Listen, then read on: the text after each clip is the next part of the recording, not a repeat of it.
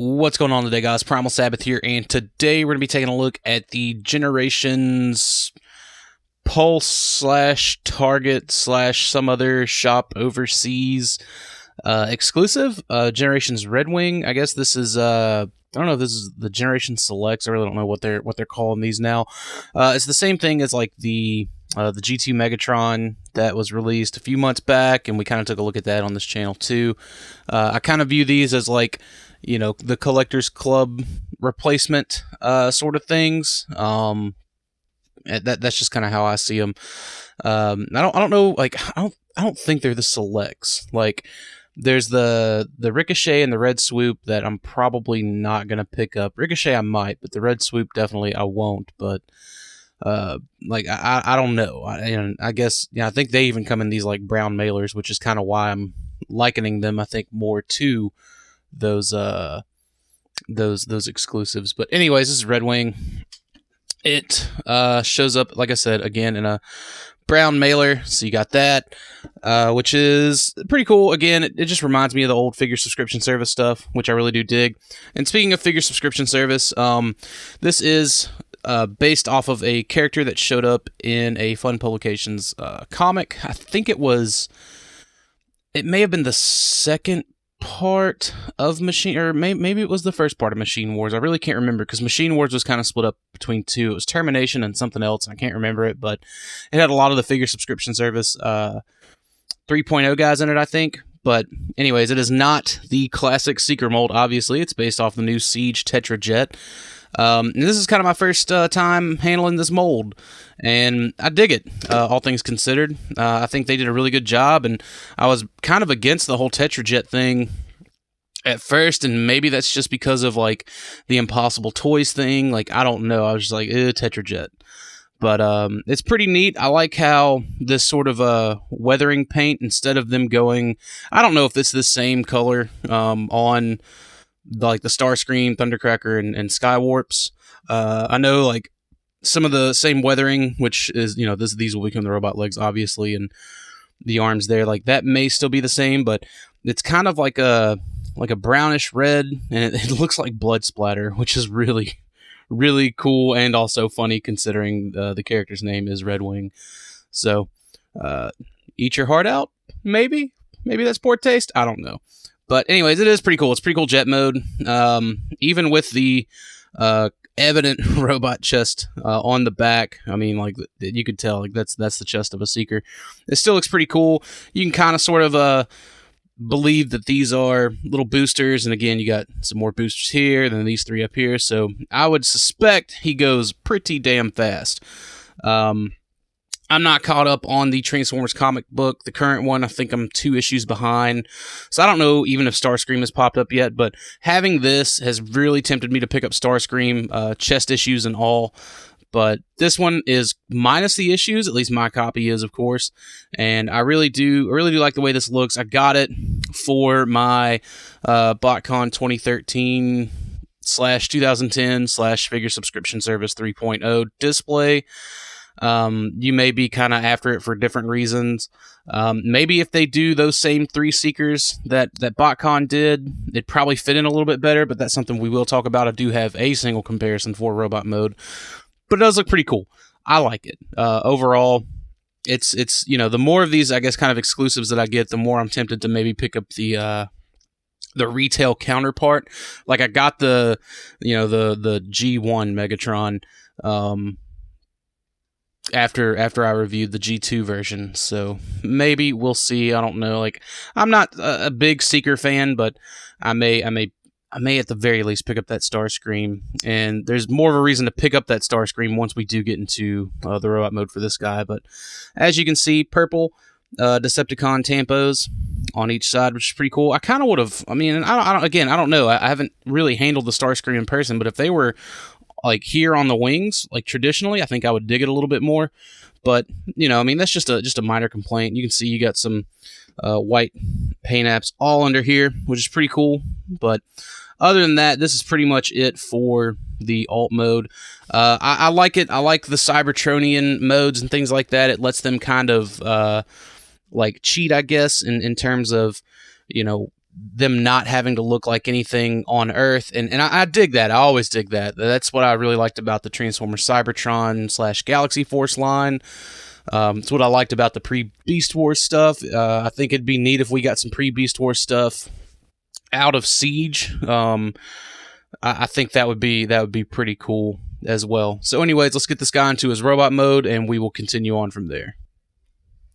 Alright, so here we have Redwing in his robot mode, and like right off the bat, I kind of want to talk about an aspect of the transformation that I definitely didn't show, but it's just something that makes me feel a little uncomfortable, and a lot of that is just how this backpack sort of tabs in. So you can see you kind of have to like slide some of this down into these grooves, and I don't know, maybe this is a piece of white plastic and not painted white. If so, then it's less of an issue, but this is painted white, I believe, on this little inside, and you kind of sort of see that, but it's like, it all kind of has to like slide in and down onto these little tabs. Anyways, it's just something that kind of, if it's paint, I'm not a big fan of that, because I mean that could lead to eventual paint scratch. That said, this is probably the last time he was ever going to be in the Tetrajet mode anyways, so it's not that big of an issue, but if you like to flip stuff back and forth, that could be an issue for you. Now, the reason I got this, as I said earlier, obviously it was a Fun Pub thing. This is kind of a 2-for-2 thing. With Hasbro going with older BotCon Club ideas for releases, like, it's just like, I don't know if you're gonna like, and I get it, like they were a license, and everything that they kind of came up with, like it's all Hasbro owned anyways. But if you're gonna take their ideas at the very least, and then like Greenlight's another one, so really we're looking at like 3-for-3 sort of thing. Just keep the team on board. You know what I mean? Like you're gonna use all their concepts. And don't get me wrong, I'm appreciative because I don't, I think actually Fun Pub was like, well, we're not going to do a Redwing, at least out of that classic secret mold. So, I mean, I like it. I'm a fan of it, but I mean, if we're getting this stuff, I don't know. I think it's really, really hypocritical without, BotCon or the former club around to just kind of do this sort of stuff. Again, like the G2 Megatron was definitely, they could have done the typical, like the green with the purple camo stuff on it, but instead, like they went for the combat hero version. Anyway, I think it's kind of funny, kind of silly, but I'm happy. I mean, if we can start getting some of that other stuff, like, like Dinobot from, they would use the Siege Springer mold. I would prefer it out of that Thrilling 30 mold because it is in every way superior. I don't care what anyone says about that Siege toy. It's new, so everyone's going to like it. But even if we got Beast Wars Uprising Dinobot out of Siege Springer, I think that would be awesome. I think that'd be a great reuse of that mold anyways. Like, I would be very appreciative of it. But that said, this is Redwing. Some of the weathering, I think, on this is a little heavy-handed. Like, I've been kind of, like, having some mixed feelings about it. Now, I do like the weathering on the legs a lot more than, say, the Starscream use. At least the Starscream stuff that I've seen in pictures. Like, Starscream's is, like, silver weathering, and it just looks bad on that white and light blue. This is kind of like a gunmetal weathering, and it looks really good on this bright red, this black, and this white. Like, it just looks better than that. Like, it's that color silver on the Starscream, and like that color silver is over paint apps on the Starscream, so like if you're going to remove it, you essentially got to color match that blue and take your brush out. But that's the only thing that kind of holds me up on that. Again, I do like the small Decepticon tampagraphs here on the wings. Maybe I can focus in on that. You do get it on both sides. Again, there's a lot of like sculpted detail in here, and I'm never going to complain about sculpted detail, but maybe had they not had so much sculpted detail, you could have gotten some bigger logos, but it's fine. Like, it's really nothing to gripe too heavy about. Again, too heavy-handed on the silver weathering here, especially when it's only on the front. I would rather them just nix that all together. While I think here on the chest, it's appropriate, I feel. Something else that's pretty cool is you get these kind of spring-loaded leg fillers back here. Again, this is, I never watch reviews for stuff I'm not going to get. So, I mean, sometimes I do, but most of the times I don't. But so, like, seeing this, I thought this was pretty cool. If only they could have put some of these on Impactor, right? And it's not something they had to do. I mean, they could have left that totally hollow, and I think I would have been fine with it too. But the fact that it fills in the back of those legs, I think, is pretty neat. Now, let's focus on the face here for a moment. This is really the one aspect of this toy that I don't particularly care for, and it's the smirk. He's got that Starscream smirk. Now, I don't know if the faces are painted the exact same shade. I'm not sure. If they are, then that may be kind of my reasoning to get a Starscream, just to to swap the heads out on them, because I think they said Starscream kind of had the frowning face, and Starscream is very much the smirker of the Seekers, of the Jets, and everything in general. So that's something that I think was maybe a poor choice. Maybe they put it on him to so you would get the Starscream, or so you would get this, I guess, and trade it out on the Starscream. Other than that, what I really like is the wings. You can kind of do whatever you want with these wings. If you want to fold them all the way back, you can do that. I don't know why. You can rotate them varying degrees. You can kind of have them swept up like that if you want to. You can really do whatever you want with those wings for whatever profile you kind of choose, or you can bring them down and kind of close them in like that. I like them kind of flared up a little bit. I think it adds character. But I mean, from the back, he's not much to look at. But who's displaying from the back, anyways? The light piping is pretty solid, and I don't really have a light up at the top to show that off. Even the one that I had just turned on, that's like up top, it's not going to reach that light piping. But in person, the light piping is pretty sweet. So I do like that. I will commend it on that. But yeah.